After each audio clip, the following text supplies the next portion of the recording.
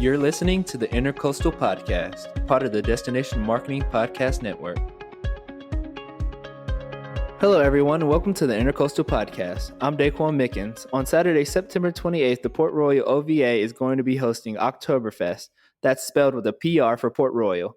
Joining me on today's episode to talk about this fun festival is Eric Fennell. Welcome back to the show, Eric. Thank you for having me, Daquan. Oh, no problem. Last time we had you on the episode, we talked about the Soft Shell Festival.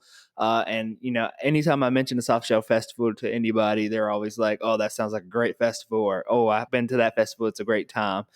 So anytime we can kind of highlight Port Royal and show the festivals that go on in Port Royal, it's always a blessing. Thank you. Yeah, it's a great festival. This one is more geared towards German food and German craft beer. Yeah.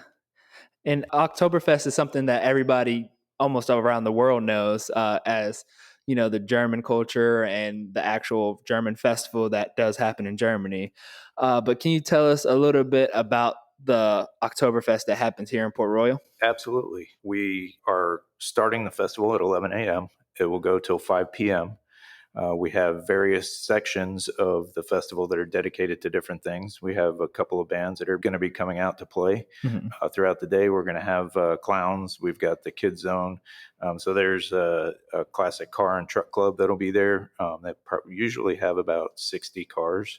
So they'll be on display. So just a fun family day. Yeah.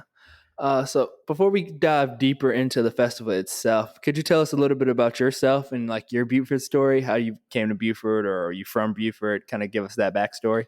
Yes, I moved to Beaufort about 22 years ago. What brought me here was senior living. I am an executive director for assisted living and memory care facilities. And been here all 22 years in the senior living industry. I happen to run Helena Square, which is right in Port Royal. Yeah. And that's how I got involved with the Old Village Association in Port Royal. I've been with them for close to 15 years now. Yeah. Yeah, and it's a lovely space. I've been in there for some of the events you guys have hosted or some of the parties. So it's a lovely like space and assisted living space. But can you give us a hint of the opening ceremony for Port Royal's 150th anniversary? Yes, we're going to be surprising the town with a little something special. So that's going to occur during the opening ceremony.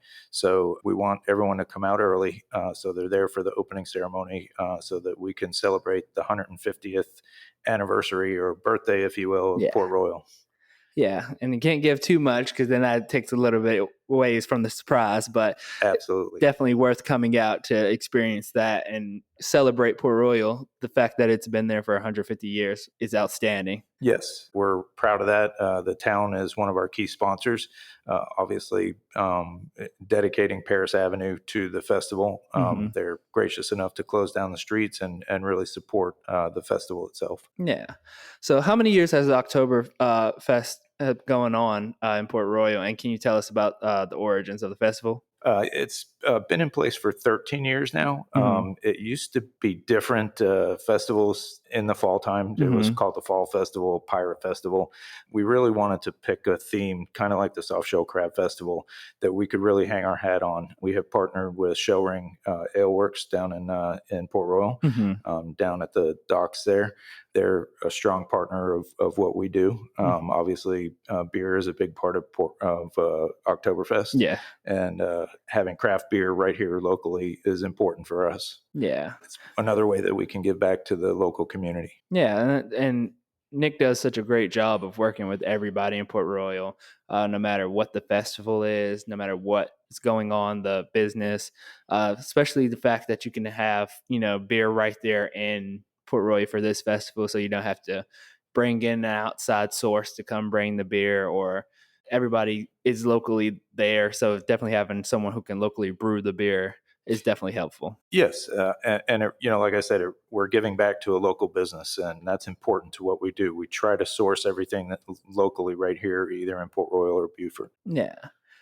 Can't always be 100% on that, but we do our best to try and make it. Yeah, and that's all you can do is try. Right, exactly. So take us behind the scenes of what the planning process for a festival like this, like what happens in the process. We finish one festival and start planning on the next. Those are the two earmarked festivals that we host every year. Hmm. We do a Mardi Gras golf cart parade as well as a Christmas golf cart parade.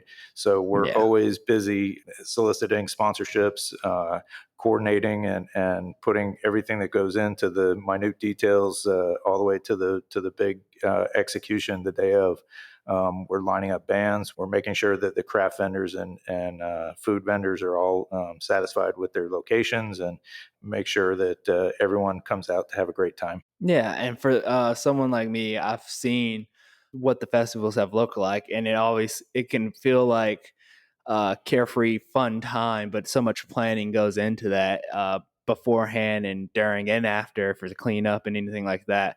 So you guys do a great job in Port Royal and with this festival, just to have that much fun and show up, have fun, but is also a planning stage to it. Absolutely. There's not just planning, but there's also physical work and setting up Hmm. tents and making sure that each tent has table and chairs and the things that each of those vendors may need.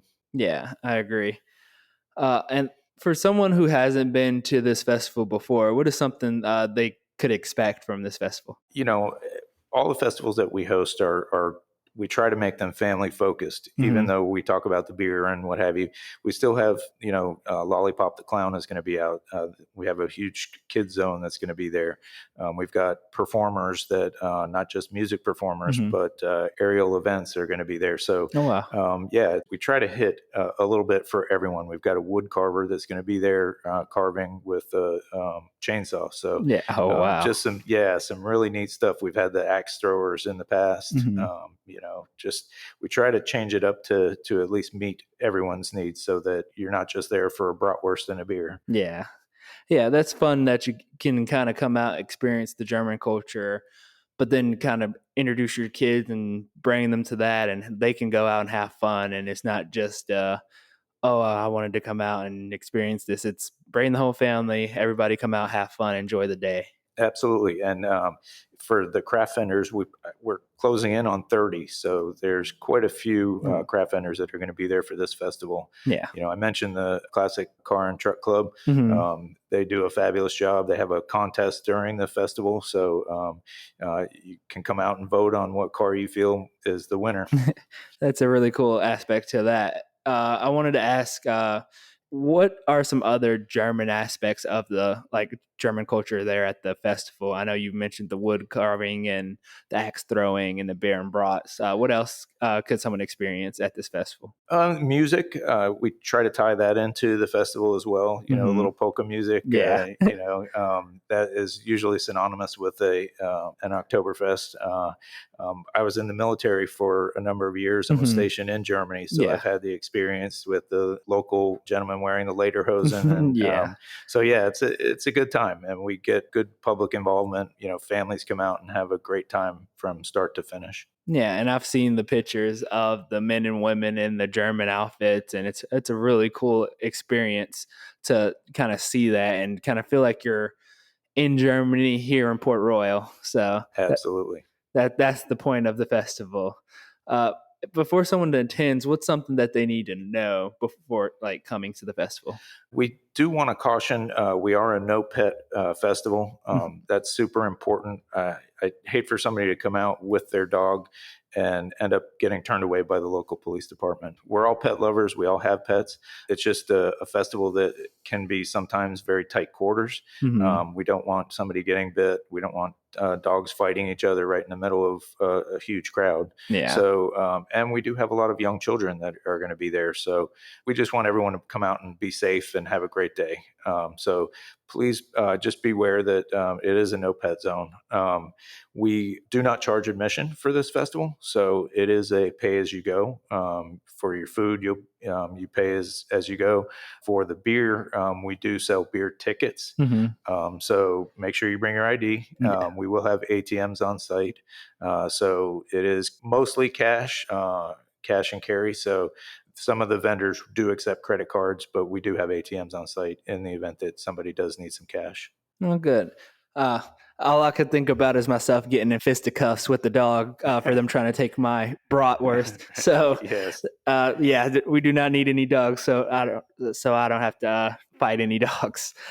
Tell us a little bit about the musical arts that are performing at this year's festival. To open it up, our festival goes from 11 a.m. to 5 p.m. So we like to break it up with a couple of different acts. And this year, Scarlet Whiskey is going to be the opener. We'll have not really a break because we're going to have the Creations Aerial Arts performing in between two bands. Mm-hmm. They'll be performing from 1:30 to 2:30, and then 2:30, the True Carolina will pick up the stage and they'll close it out for us. Oh wow.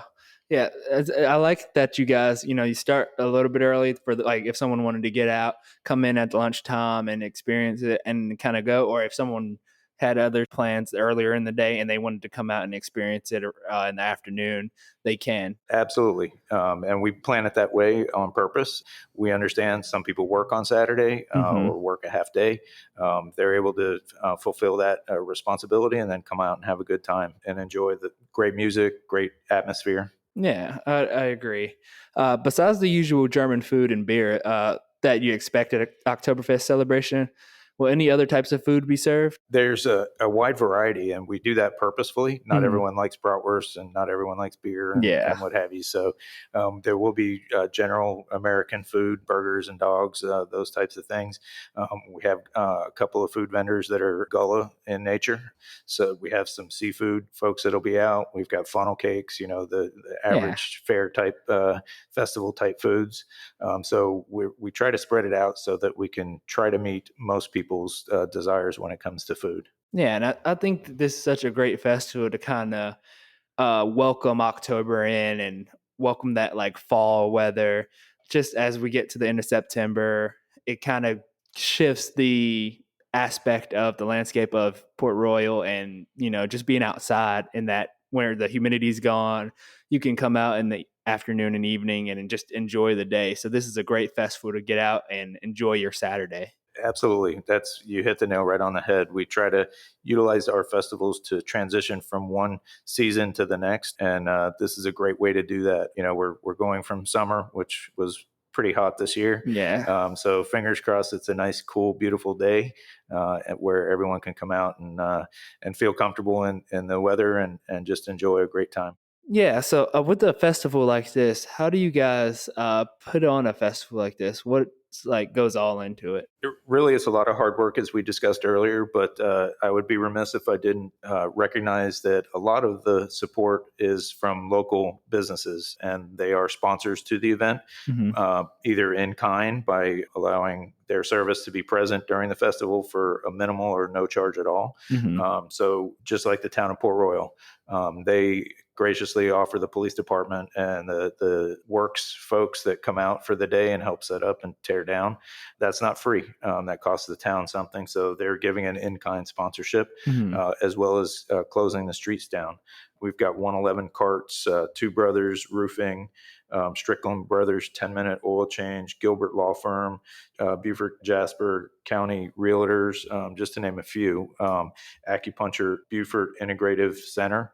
Those are just some of the sponsors that have supported our efforts in trying to pull off a great festival for everyone. Yeah, and like we say it so many times, it's a community thing. The people of the community help, so they give back in certain aspects like sponsorship and festivals. So it's definitely a community aspect in anything that we do here in Beaufort or Port Royal. But this has been a great episode, Eric. Thank you so much for coming on to talk about Port Royal's Oktoberfest. Before we go, can you give us some information one more time on where we can find the festival information? Absolutely. Our website is portroyalova.com. You can go on there, take a look around. We've got pictures of previous festivals there. It will list the festival day and time for this year. But just to remind everyone, September 28th, that's a Saturday. And it will be going from 11 a.m. to 5 p.m. Come on out.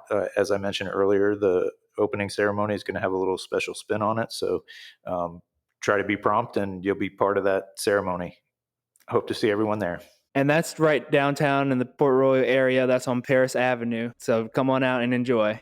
Thank you all for listening to the Intercoastal Podcast. You can follow us on social media at visit_BeaufortSC on Instagram or at BeaufortSC on Facebook. Don't forget to like, subscribe, and leave a review. We'll talk to y'all next time. This has been another episode of the Intercoastal Podcast, hosted by Daquan Mickens and the team at Visit Beaufort, Port Royal, and the Sea Islands. Produced by Relic.